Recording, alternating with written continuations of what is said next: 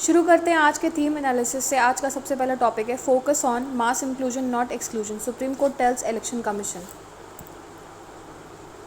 इसका कंटेक्स्ट में बता दूं तो सुप्रीम कोर्ट ऑफ इंडिया ने अर्ज किया है इलेक्शन कमीशन को to prioritise mass inclusion over exclusion in the special summary revision, that is the SSR। इसको शॉर्ट फॉर्म में SSR बोलते हैं, of the electoral roll in Bihar. मतलब बिहार में जो स्पेशल समरी रिवीजन चल रहा है या स्पेशल इंटेंसिव रिवीजन चल रहा है, उसको लेकर ये न्यूज़ है। The issue centres on election commission's refusal to accept Aadhaar and EPIC। EPIC का फुल फॉर्म क्या है? Electors photo ID card, that is identity card, ये फुल फॉर्म है। As valid proof of identity during enumeration. Key highlights क्या हैं इसमें? Basically supreme court ने criticise किया है इलेक्शन कमीशन की जो रिलेक्टेंस है with respect to non acceptance of EPIC, Aadhaar card and ration cards, जो कि मैंने अपने ऑलरेडी पहले न्यूज़ में कवर अप किया है। So stating that mass inclusion should be the objective not the exclusion. ये सुप्रीम कोर्ट ने कहा है कि मास इंक्लूजन होना चाहिए, ना कि mass exclusion. So the statement of Justice Joymala Bagchi observed that any document on earth can be forged. This cannot be a reason to reject inclusion. So the court directed Election Commission to accept Aadhaar and EPIC to validate identity claims during the electoral revision process. Now what were the judicial observations in this? सबसे पहली observation थी कि documents like Aadhaar card and EPIC यानी electors photo identity card, ये routinely authenticate होते हैं by various government processes. So supreme court emphasised on the procedural fairness and inclusivity in democracy. If a person furnishes Aadhaar or EPIC and it is verified, they should not be excluded. अब इसका UPSC में जो relevance आ जाता है, सबसे पहले आपका GS paper 2 में आ जाता है, उसमें गवर्नेंस आ जाता है, पॉलिटी एंड कॉन्स्टिट्यूशन में आ जाता है, क्योंकि ये जो EC है दैट इज़ इलेक्शन कमीशन, इसका पूरा जो भी फंक्शन है इलेक्टोरल रोल से रिलेटेड, एक इलेक्शन चैप्टर भी है आपका M लक्ष्मीकांत में। ये चैप्टर्स इंपॉर्टेंट है क्योंकि स्पेशल इंटेंसिव रिवीजन या स्पेशल समरी रिवीजन हो रहा है, SSR ये हो रहे हैं, तो इनका क्या रोल है और इलेक्शन कमीशन की क्या फंक्शंस है, क्या उनका क्राइटेरिया है और क्या उनका होल्ड है on such processes. So probable questions कैसे आ सकते हैं? सबसे पहले तो प्रीलिम्स में आपसे ऐसे पूछ सकते हैं, एक स्टेटमेंट आपको दे दिया कि इलेक्शन कमीशन जो है स्पेशल इंटेंसिव रिवीजन में या SSR में उसने आधार कार्ड, EPIC और रेशन कार्ड्स को इंक्लूड किया था। तो अगर आपको नहीं पता होगा तो आप हो सकता है कि ये सोच के कि ये तो ID कार्ड है, हो सकता है एक्सेप्ट ही किया हो, तो आप टिक कर दोगे सही। लेकिन एज़ यूजुअल इलेक्शन कमीशन ने एक्सेप्ट नहीं किया था ड्यूरिंग दी SIR और SSR। तो इस तरीके के स्टेटमेंट क्वेश्चंस इशू हो सकते हैं इन द पेपर। मेंस की अगर मैं बात करूं, सो पहला क्वेश्चन ऐसे आ सकता है, discuss the role of the judiciary in ensuring free and fair elections in India with reference to the recent supreme court directives to the election commission of India. दूसरा, critically examine the challenges verifying identity during the electoral rolls revision and how it impacts the democratic inclusion. Next आपका topic है medical boundaries for AYUSH practitioner. So अब मैं आपको यहाँ पर बता दूँ कि बेसिक कंटेक्स्ट क्या है। बेसिक कंटेक्स्ट है कि एक कंट्रोवर्सी अरोज हुई थी, that was between hepatologist and an Indian chess grand master regarding the legitimacy of Ayush practitioners claiming to treat modern medical conditions.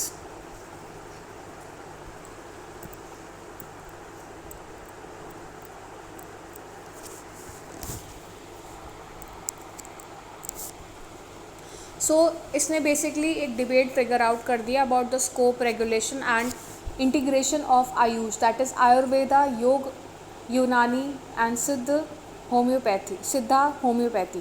So this is the full form of Ayush. Ayurveda, Yoga, Unani, Siddha and homeopathy in public health system. Key issues क्या हैं जिसमें core concerns बताए गए। Whether AYUSH practitioners can diagnose and treat modern medical conditions or not. दूसरा, conflict arise हुआ है from blending traditional and modern medical systems which have incompatible philosophies. So legal and institutional framework क्या है। Indian medical council act 1970 regulates the modern medicines, जो कि इसमें mentioned है। National commission for Indian systems of medicine act 2020 regulates Ayurveda, सिद्ध and यूनानी systems. What is the legal ambiguity? So legal ambiguity around whether Ayush doctors can prescribe allopathic medicines or not, ये है legal ambiguity। क्योंकि यहाँ पर जो national commission of Indian systems है, ये जो एक्ट है फॉर मेडिसिन, ये एक्ट आयुर्वेदा, सिद्ध और यूनानी वालों के लिए है। और इंडियन मेडिकल काउंसिल एक्ट 1970 जो है वो मॉडर्न मेडिसिन को रेगुलेट करता है। तो अब ये कंट्रोवर्सी होती है कि क्या जो आयुष डॉक्टर्स हैं यानी आयुर्वेदिक जो डॉक्टर्स हैं, यूनानी डॉक्टर्स हैं, can be prescribe allopathic medicine और नॉट। अब इसके बारे में जुडिशियल इंटरवेंशंस की बात की गई है। So court have often ruled AYUSH doctors that they cannot prescribe modern medicine without the formal MBBS degree.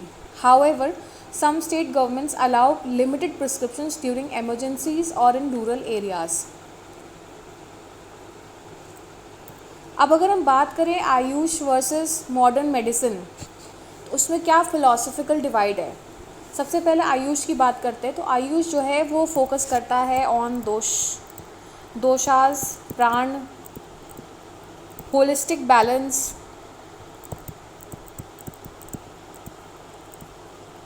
And prevention. Modern medicine किस चीज़ पे फोकस करती है। मॉडर्न मेडिसिन फोकस करती है एविडेंस बेस्ड डायग्नोसिस पे, पैथोलॉजी पे और फार्माकोलॉजी पे।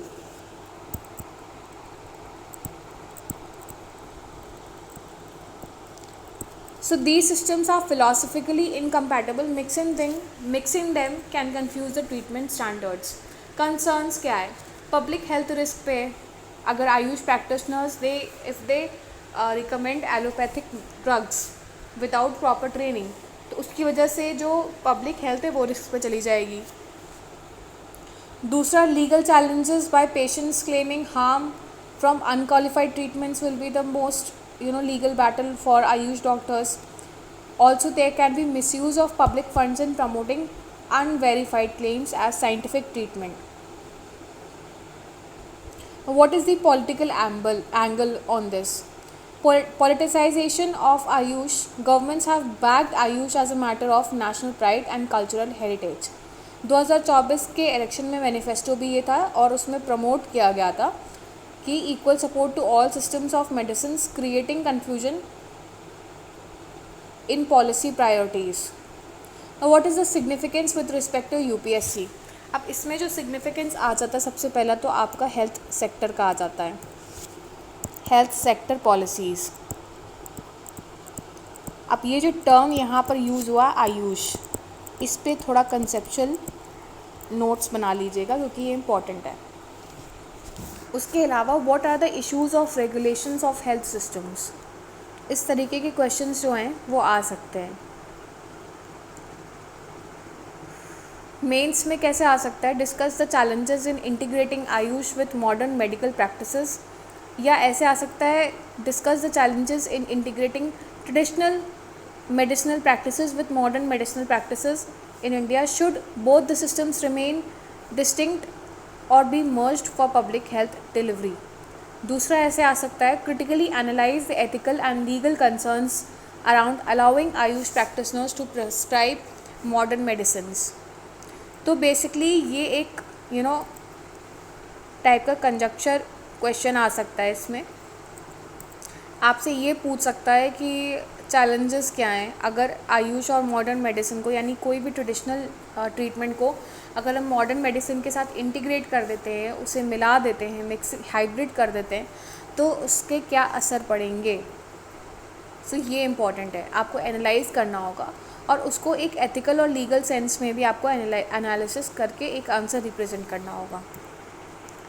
नेक्स्ट आपका टॉपिक है build on this joint statement to try and save Gaza. अब ये जो आर्टिकल है बेसिकली डिस्कस करता है about a recent joint statement which was given by US, Egypt and Qatar aiming to at resolving the Gaza conflict and preventing further humanitarian catastrophe. So the statement urges Hamas to accept a ceasefire proposal. Basically Hamas पे ceasefire proposal accept करने का दबाव डाला जा रहा है।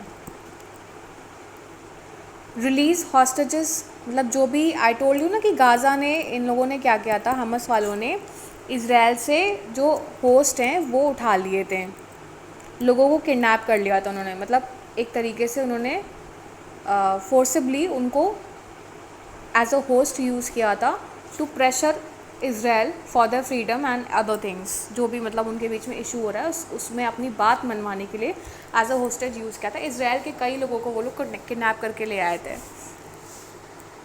सो and negotiate a long term peace. The author emphasizes the need for a broader political framework, highlighting that any sustainable peace must include a two-state solution and the rebuilding of Gaza. So he basically criticizes Israel's aggression military actions, which have led to mass civilian casualties and international outrage. He also notes the hypocrisy in global responses where Ukrainian suffering is condemned but Palestinian suffering is downplayed. So the article urges India, given its strategic autonomy and diplomatic influence, to take a principled stand and support peace efforts, especially in humanitarian context. The peace calls for international community to pressure both parties to return the diplomacy and ensure lasting peace and reconstruction in the region. So what are the probable questions? सबसे पहला ऐसे आ सकता है, discuss the India's role and stance in Israel-Palestine conflict.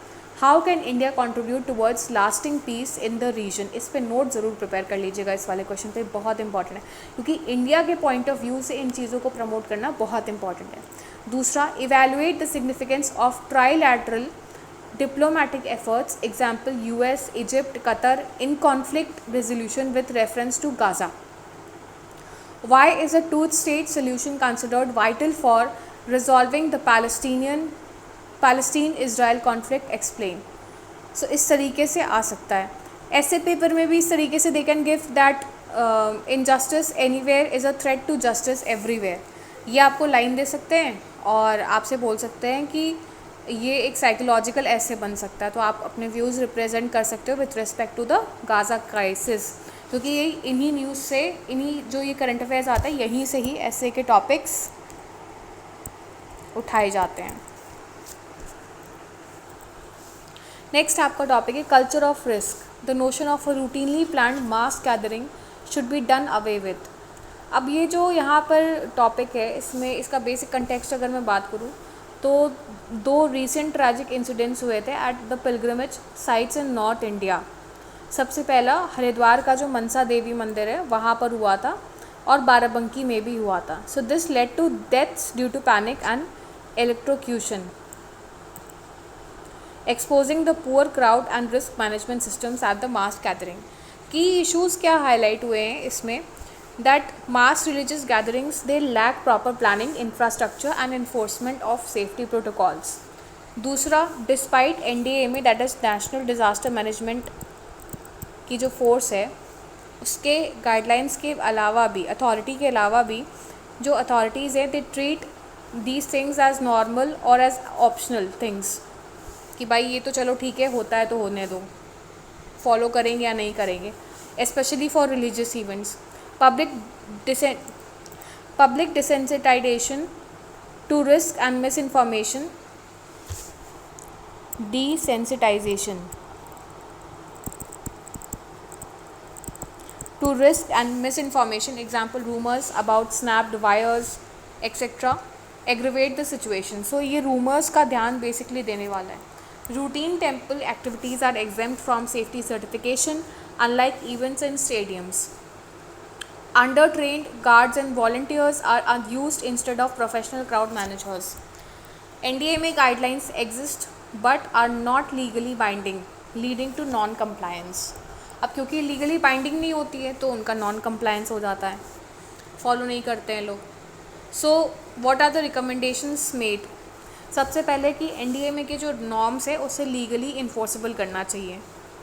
दूसरा, religious sites पे जो public है वो एक क्राउड कैपेसिटी जो है उसे पब्लिश कर देनी चाहिए to conduct a quarterly safety drills and employ real time monitoring tools like lidar, AI based cameras. ये लिडार और AI बेस्ड कैमराज जो हैं इस पे थोड़ा सा आप फोकस करके ढूंढ लीजिएगा. ये टेक्नोलॉजी का, क्योंकि ये साइंस और टेक में आ जाता है. So that is why it is important. Then incident command structures must be activated when footfall exceeds the threshold. Shift from compensation focused responses to preventive safety planning. तो ये important है. दूसरा, crowd management should include training in psychology and basic life support. अब UPSC के basis में आपको बता तो probable questions कैसे आ सकते हैं. सबसे पहले तो यही पूछ सकता है एक जनरल बेसिस पे कि NDMA की जो गाइडलाइंस हैं वो लीगली बाइंडिंग है या नहीं है. तो definitely they are not legally binding. अभी तो नहीं है फ़िलहाल, maybe later on future में ये हो सकता है. दूसरा ऐसे आ सकता है मेंस में, discuss the challenges and solution for effective crowd management eight religious gatherings in India. ये 2-3 ऐसे इंसिडेंसेस हो चुके हैं. तो ये रिलीजियस पर्सपेक्टिव से ही नहीं, ये क्राउड मैनेजमेंट की जो स्ट्रैटेजी है जो डिज़ास्टर मैनेजमेंट में ही आ जाता है, जिसमें अथॉरिटीज़ को एक पूरा ध्यान रखना चाहिए. ये आपका अभी रिसेंट में स्टेडियम में भी हुआ था. ये पूछा जा सकता है मेंस में, या तो ऐसे राइटिंग में इस तरीके से पूछ सकते हैं. Next is lessons from past. The Chola legacy includes good governance, not just grand temples. अब हुआ क्या था कि जो आदि तिरुविजा फेस्टिवल है उसमें प्रधानमंत्री नरेंद्र मोदी ने एक विज़िट पे की थी in Tamil Nadu. This was held at Gangaikonda Cholapuram. Basically this highlighted the political and historical relevance of the Chola dynasty, particularly Rajendra Chola I and Rajaraja Chola I.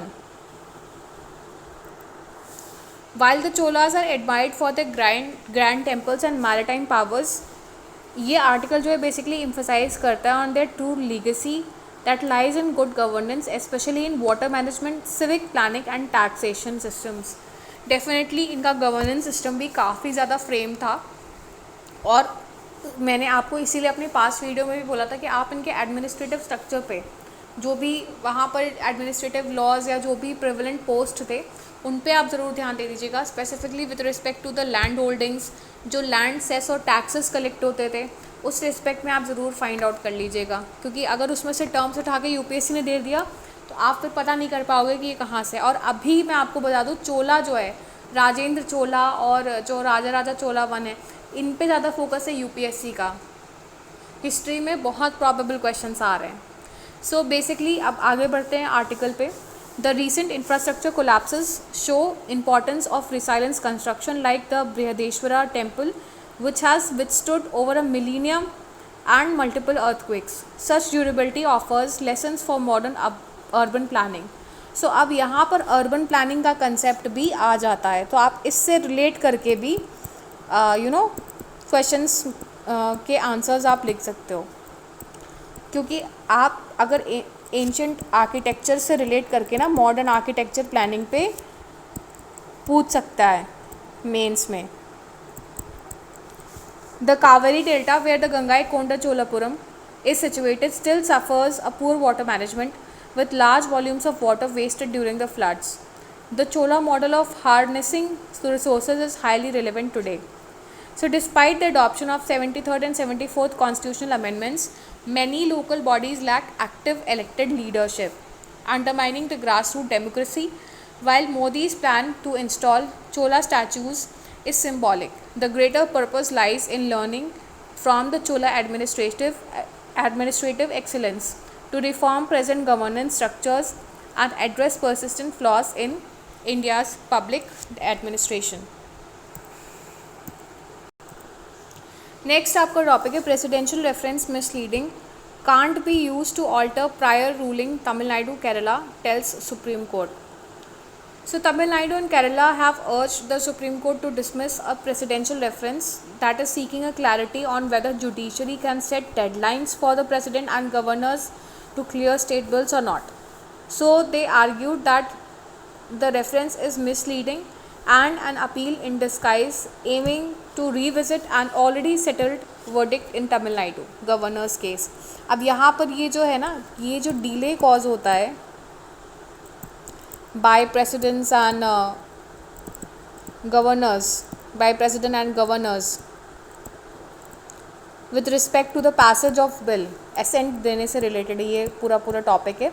इसके बारे में मैंने आपको ऑलरेडी पास्ट में डिटेल में डिस्कस किया है, जहाँ पर मैंने ये बताया है कि एक ऑलरेडी ये आ भी चुका है आपका न्यूज़पेपर में, जहाँ पर मैंने ये भी बताया कि क्या हाई कोर्ट या सुप्रीम कोर्ट क्या ये डिसाइड कर सकते हैं कि प्रेसिडेंट और गवर्नर को कितने समय में देना चाहिए, क्या टाइम फ्रेम है. सो मेरे हिसाब से जितना मैंने पढ़ा है अभी तक तो कोई ऐसा टाइम फ्रेम है नहीं कि 1 साल के अंदर कर देना चाहिए. एक डेफिनेट पीरियड तक, मतलब गवर्नर्स के लिए कुछ टाइम फ्रेम होता है बट प्रेसिडेंट के लिए नहीं है. So basically citing the judicial precedents including the 1993 Kaveri case, both states asserted that president cannot override or appeal the prior Supreme Court rulings under Article 143. The Constitution permits presidential reference only on unresolved legal questions, not settled judgments. तो यहाँ पर जो issue raise है that is about the not settled judgments. तो उसके ऊपर ये पूरा अब ये हुआ है कि वहाँ के जो गवर्नर हैं उन्होंने प्रेसिडेंट को रेफ़र कर दिया एक पूरा जो मैटर है एसेंट के लिए. सो इसीलिए ये प्रॉब्लम क्रिएट हुई है. सो आप देख लीजिएगा, मेरे प्रीवियस वीडियोस देख लीजिएगा, उसमें मैंने ऑलरेडी बताया है. I think 3-4 days before I think मैंने ये वीडियो में आपको बताया था, पूरा एक्सप्लेन किया था, क्योंकि ये टॉपिक ऑलरेडी आ चुका है न्यूज़पेपर में. नेक्स्ट आपका टॉपिक है why anti trust regulations are pertinent. अब इसके बेसिक कंटेक्स्ट के बारे में अगर मैं बात करूं, ये आर्टिकल जो है बेसिकली एम्फसाइज करता है the relevance of anti trust, that is competition regulations, especially in the digital economy, highlighting the monopolistic practices by tech giants like Google and their impact on Indian startups, markets and consumers. So what are the key issues which are being highlighted? सबसे पहले digital मोनोपोलीज़ के बारे में बात की जा रही है. तो tech giants like Google, they dominate the app stores, digital ads and software ecosystems, example like Android OS, hindering the fair competition. So these companies restrict access or discriminate against Indian startups, stunting the innovation and harming consumer choices. So what are the Indian case examples which are being cited over here? सबसे पहले Indian gaming company WinZO versus Google, complaint filed in the competition commission of India, that is CCI, for discriminatory practices in the app access and advertising. Google's real money gaming, that is RMG pilot program, restricted entry of Indian startups, limiting market access for daily fantasy sports and casual gaming. What is the relevance to Indian economy? Startup growth is vital for economic expansion and innovation. Digital monopolies can distort markets, increase entry barriers and reduce investor confidence. Antitrust laws ensure a level playing field, especially for new businesses entering capital markets or IPOs. What are the recommendations? Recommendations are to strengthen the antitrust enforcement through CCI, promote fair digital policies for app stores, ads and marketplaces. Future regulations must ensure non-discriminatory digital access. Indian adjudicators must be empowered to tackle gatekeeping by dominant tech firms. So what are the probable questions with respect to this? सबसे पहले discuss the need for stronger antitrust regulations in the digital economy of India. How do digital monopolies impact innovation and consumers? Evaluate the role of Competition Commission of India in maintaining market fairness in the era of big tech. Next आपका topic है India Japan officials discuss PM's visit bullet train project. अब India और Japan के जो officials हैं, including the foreign secretary minister Vikram Misri and Japanese vice minister Takehiro Funakoshi, met in Delhi to discuss Prime Minister Narendra Modi's upcoming Japan visit. The Mumbai-Ahmedabad bullet train project and supply chain cooperation. Japan plans to gift India E10 Shinkansen trains.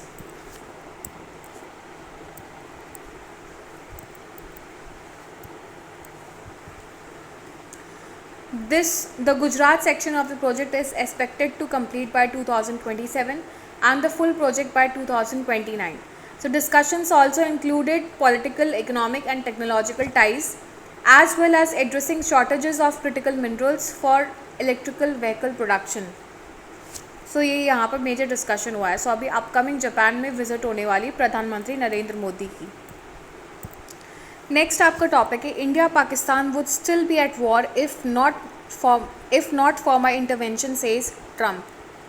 अब यहाँ पर US president ने, Donald Trump ने, जो कि यह हमेशा claim करते रहते हैं, उन्होंने एक रिपीटेड क्लेम फिर से दिया है कि he use the trade as a leverage to get New Delhi and Islamabad to stop fighting in the May this year.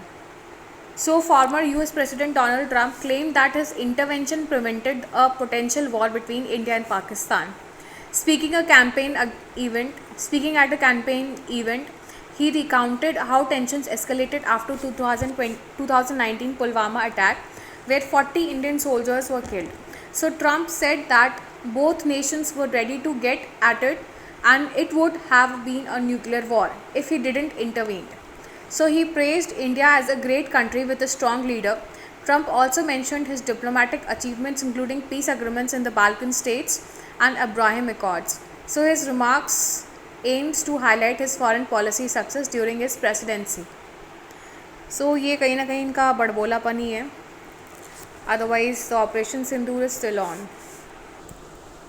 Next आपको टॉपिक है India has the highest number of slum clusters in flood prone areas. अब ये जो है ना, ये topic आपका slum से रिलेट कर जाता है. Basically it comes under the society over population topic, urbanisation. ये जो है ये की टर्म्स यहाँ पर आ जाते हैं. सो ये इसमें की टर्म्स हाईलाइटेड हैं. अब मैं बता दूँ कि यहाँ पर दिया क्या हुआ है. तो सबसे पहले एक स्टडी हुई थी जिसने रिवील किया है that India has the highest number of slum clusters which are located in flood prone areas, specially in the urban regions. अब इसका कारण क्या है मैं आपको बता दूँ. एक अभी रिसेंट में यूपी में ड्राइव भी चली थी कि जो भी there is a nala called, it is not a nala, basically it is a canal of Gomti river. So वहाँ पर इंक्रोचमेंट हुआ था of the slum dwellers. So basically वहाँ पर जो स्लम के लोग थे उन्होंने घर बना लिया था. अब लीगली होता क्या है, नेशनल ग्रीन ट्रिब्यूनल के गाइडलाइंस के हिसाब से जो कोई भी कैनाल है, कोई भी रिवर है, उसके कुछ किलोमीटर्स के अंदर तक आप जो बाढ़ एरिया जो होता है, जो फ्लड प्रोन एरिया होता है, उसमें आप कंस्ट्रक्शन नहीं कर सकते हो. मतलब कोई भी रिजॉर्ट हो गया, कोई भी घर हो गया, आप नहीं बना सकते हो. But in the past events there were so many violations. तो अभी रिसेंट में यूपी गवर्नमेंट ने तो पूरे घर पे ही जितने भी करते हैं वहाँ पर बुलडोज़र चला दिया है. हाँ, हालांकि उनको एक नया घर दिया गया है as a part of the yojana, but ये काम हो चुका है. सो आई थिंक कि most of the state government should do that. So 2.23 billion people globally live in the flood-prone areas. 445 million reside in the slums, increasing vulnerability. The global south, particularly India, Brazil and sub-Saharan Africa, is disproportionately affected. Indian cities like Mumbai, Delhi, Kolkata, Bangalore are among the most at risk, highlighting the poor planning and urban sprawl. Urban slums lack proper drainage, sewage and food insurance, worsening the flood impact. The study links socio-economic inequalities to climate vulnerabilities. Poor population are forced to settle in unsafe low-lying lands due to lack of affordable housing. So in cities like Bangalore, rapid urbanization without infrastructure support has created dangerously dense slum settlements. So slum dwellers face greater risk due to temporary housing material, poor drainage and limited access to emergency services. The article stresses the urgency of meeting UN SDG 6. अब ये जो है Sustainable Development Goal 6 में आ जाता है. That is based on water and sanitation and also SDG 11. ये आप देख लीजिएगा आप एक बार. Sustainable Development Goal 11 जो है वो सस्टेनेबल सिटीज़ के ऊपर है बाय 2030.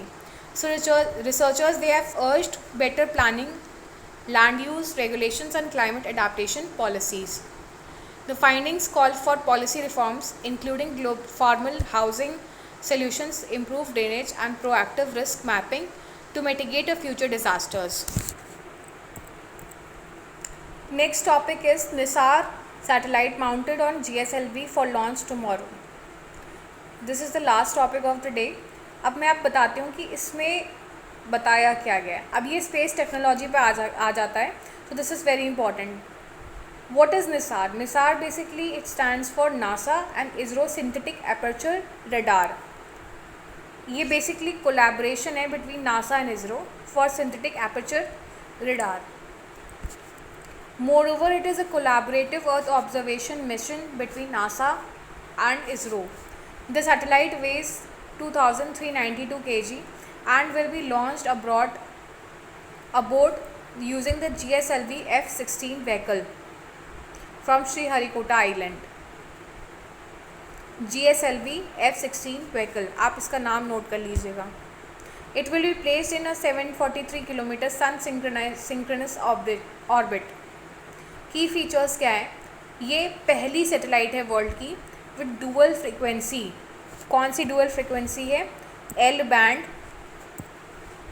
बैंड जो कि नासा रिप्रेजेंट करता है और एस बैंड जो कि इसरो रिप्रेजेंट करता है. So it is a world's first satellite for with dual frequency SAR, that is synthetic aperture radar, which has both L band and S band. 12 meter unfurlable mesh reflector भी है, antenna भी है इसमें. unfurlable mesh reflector antenna भी है, integrated with ISRO's modified 13K bus. So objectives क्या हैं इसके? Basically सबसे पहले objective है to monitor Earth surface with high resolution and wide swath of 242 km.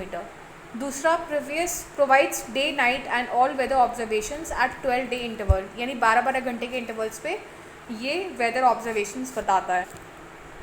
Moreover इसके की एप्लीकेशंस क्या हैं? सबसे पहला ground deformation, ice sheet movement, vegetation dynamics, soil moisture mapping, disaster management, surface water monitoring, shoreline and glacier change direction, forest biomass estimation. ये इसके major key applications हैं. So what are the phases of the mission? सबसे पहले launch होगा, फिर deployment होगा, then commissioning and calibration होगा, then science operations होंगे. ठीक है. So significance of for India क्या है इसका? इम्पोर्टेंस ऑफ फॉर इंडिया क्या है? This will boost space diplomacy and Indo US cooperation. दूसरा, स्ट्रेंथन करेगा India's capability in climate and disaster monitoring. तीसरा, it will help India in agriculture, water resource management and urban planning. अब यहाँ पर जो relevance इसका UPSC से आ जाता है इन स्पेस टेक्नोलॉजी. सो ये जितनी भी L बैंड है, S बैंड है, इसके बारे में डीपर रिसर्च कर लीजिएगा. क्वेश्चंस कैसे आ सकते हैं मेंस में? Discuss the significance of Nisar mission in India, India's environmental monitoring and disaster management. How do international collaborations in space technology benefit India's strategic and developmental role? तो इस तरीके के क्वेश्चंस आ सकते हैं. आप प्रीलिम्स में आपका ये डायरेक्टली नहीं पूछेगा, बेसिकली वो L बैंड और S बैंड पे पूछ लेगा. ये जो आपके डुअल बैंड्स जो हैं, डुअल फ्रीक्वेंसी जो सैटेलाइट है, वो आपका प्रीलिम्स में आ सकता है L band and S band पे. Dual frequency SAR synthetic aperture radar, जिसमें आपका L और S बैंड आता है. ये इस पे आप नोट्स बना लीजिएगा कंसेप्चुअल बेसिस पे। और दूसरा जो मैंने आपको बताया था GSLV F-16 मॉडल जो रॉकेट लॉन्चर है, ये आपको मालूम होना चाहिए। ये एक सैटेलाइट है, सैटेलाइट लॉन्चर है। So that's all for the day. Here I end my analysis. Thank you and have a nice day. I request you to like, subscribe and share my channel.